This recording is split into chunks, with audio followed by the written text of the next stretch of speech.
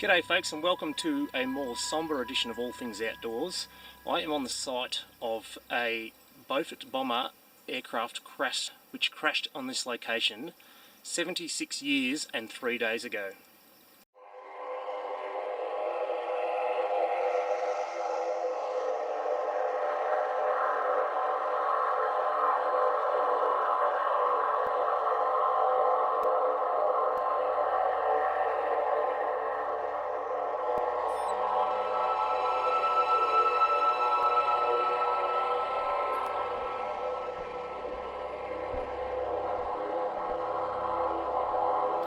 Right, so we just stopped for another breather because let me tell you, the calves and the quads are burning. But I'm about 150 metres out now, so I'm going to start keeping an eye either sides of the track for any debris that I can see. The bracken might make it a little bit difficult, but I'll keep an eye out because it could be spread over quite a wide area. And I'll explain a little bit more about the aircraft and the circumstances when I get up there.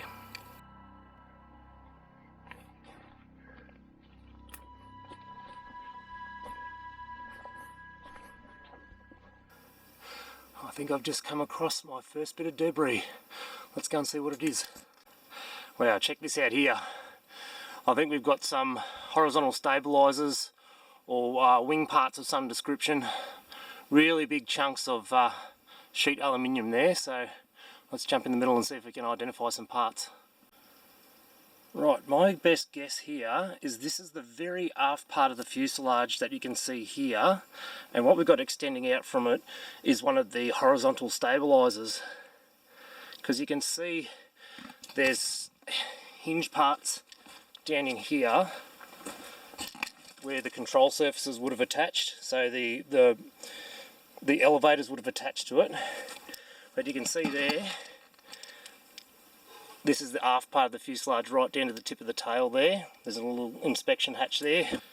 I'm going to read you out a bit of information about this aircraft and what led to the circumstances of its crash here, and I'll give you a bit of information about the crew that were on board. RAF Beaufort A9-228 of No. 1 Operational Training Unit left Mount Gambier at 5:33 p.m. on the 4th of June 1945. Headed for East Sale on a long-range sea reconnaissance and night astronavigation exercise. The aircraft was meant to head east for East Sale, but instead it headed northeast. It flew over Albury in New South Wales, and it circled Albury and then flew in the direction of the Victorian Alps. Several bearing adjustments were radioed to the aircraft from East Sale, but these were not acted on, and the aircraft descended through clouds. Radio transmissions had ceased at 8:15 p.m. Evidence at a court inquiry indicated the possible crash site at Mount Tawonga. The area had not been checked, and relatives, with the aid of Lieutenant Richard Hamilton of Volunteer Defence Corps, started a search on Mount Tawonga. It only took them 2.5 hours to find the wreckage. The crew were buried at a military cemetery at Sale. On board the aircraft were Flying Officer Don Flavel, pilot, Flying Officer Robert Clayton, navigator, Flying Officer Fred Wallace, and Flight Sergeant L.J. Sims, who was the radio operator. Now you can just imagine the aircraft flying through this area on how steep the trail was coming in here, and you can see how well it catches the clouds and the fog this morning, of how difficult it would be to navigate through this terrain, particularly back in the 1940s when aerial navigation was very, very primitive to what it is now. And I mean, the Beaufort bomber is not a small aircraft. It was a large twin radial engine bomber that was used in the Second World War. It has a wingspan of nearly 18 metres and a length of 13.5 metres, and it stood at 4.5 metres tall. So relatively big aircraft, not the biggest at the time by any way, shape or form, but you can just imagine this big lumbering aircraft coming in here and impacting this steep ridge, hence why the debris is as mangled as it is right now.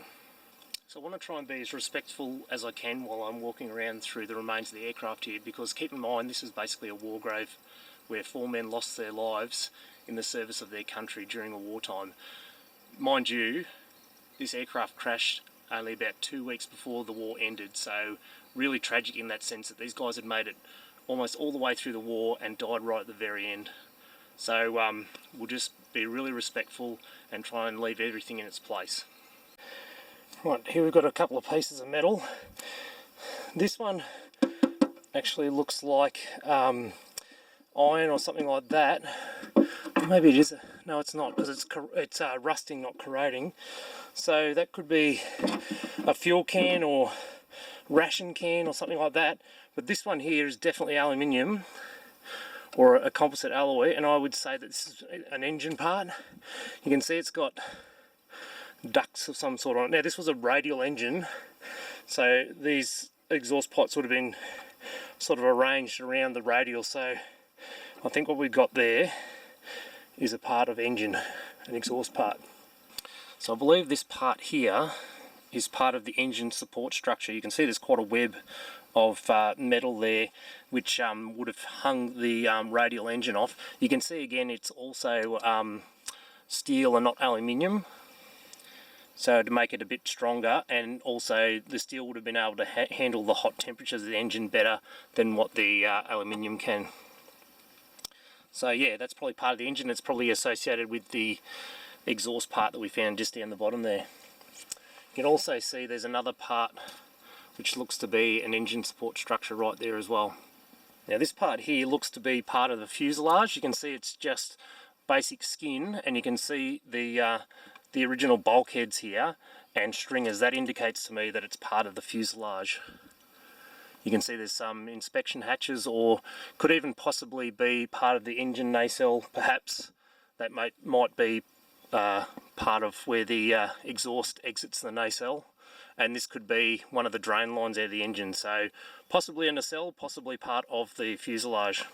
Anyway, I can see a bit more debris up the gully here behind me, so I'm going to continue walking up there to see if we can find any more parts of the aircraft that we can identify. There, that wire looks like it could be part of a seat cushion, an inner sprung seat cushion. Ah, yep.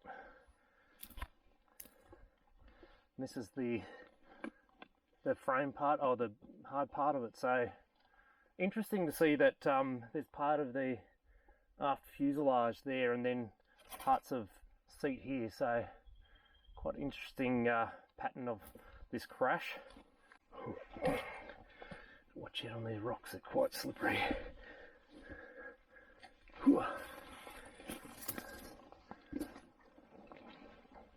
Oh wow. Right, so what we've got here is the top gun turret. So a man would have sat in this location. There would have been a big canopy across the top, and a pair of decent sized guns that would have pointed out there, because you can see it's got rollers around the edge, so he would be able to spin that gun around to be able to protect the rear 180 degrees of the aircraft from attack from fighters. So you can see there's a big metal shield across the forward facing part of it, which would have obviously protected it from the airflow of the aircraft as it's flying, but there would have been a big glass canopy on here. So that's really cool to find that. Alright, so it looks like we're sort of coming along the fuselage of the aircraft now. We found the aft tail section. We're sort of at the midway of the aircraft now to find the top gun turret. So we'll keep going up and we'll see if we can see parts of the front end, but obviously that would have incurred the wrath of the impact with the ground, so we may find smaller bits as we go further up.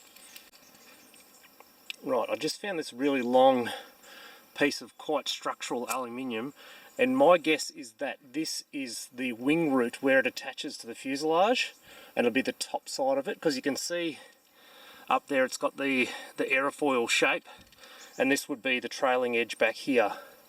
So let's go up and have a look at the leading edge.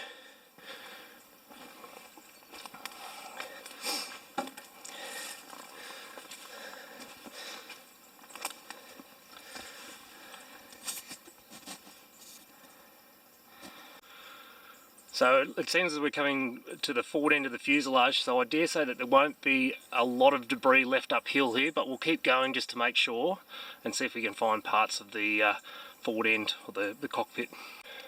Right, so I've come about another 20 or 30 metres up from where I found that wing root, and I can't see any more debris. I've sort of gone either side about 40 or 50 metres just to see if I can see any more of the wing parts, but doesn't seem like there's a lot here. I did read reports that some of the parts had been removed from the site, like engines and other sort of discernible parts, but I was told that there wasn't a lot of debris here, but from what I was seeing, there's quite a bit of identifiable stuff there, so I'm really surprised that I was able to identify specific components of the aircraft, so that's a real bonus. I'm really happy right now.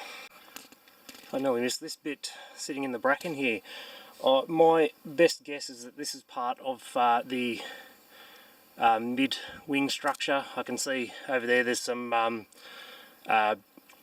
mild steel attachment points which could possibly be where the engine attaches, but you can see based on the structure here, see there how there's bulkheads probably every 15 to 20 centimetres, and you can see there's a large bulkhead that's running the length. Now my guess is that that was the leading edge, and there would have been obviously a curved part of airfoil that would have gone out across the front of that to be the leading edge of the wing, but potentially got obliterated when it hit the side of the mountain. And you can see, I don't know whether you can see, but it trails off to a thinner edge here at the back. So yeah, my guess is that that's part of the wing structure. So based on where it is in relation to the rest of the wreckage, I would estimate that it's part of the left wing. I'll tell you what, you can't help but feel the overwhelming sadness just sitting here thinking about how close these guys came to surviving the Second World War.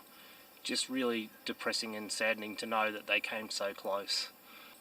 Not that I can imagine the sacrifice that they paid, but I feel a tiny bit of affinity having myself served in the Royal Australian Air Force. In fact, I only just realised that the boots I'm wearing today, my ex-Royal Australian Air Force issued boots that I wore during my time in Afghanistan and the Middle East. So it's nice to come up here and pay respects to guys that came before me and served their country. And on that note, I'll sign off. So once again, thanks guys for watching, and if you can, get out on Anzac Day, Remembrance Day, and say thanks to people that served their country and did their best and paid the ultimate sacrifice to keep our country safe and free. Alright, time to go.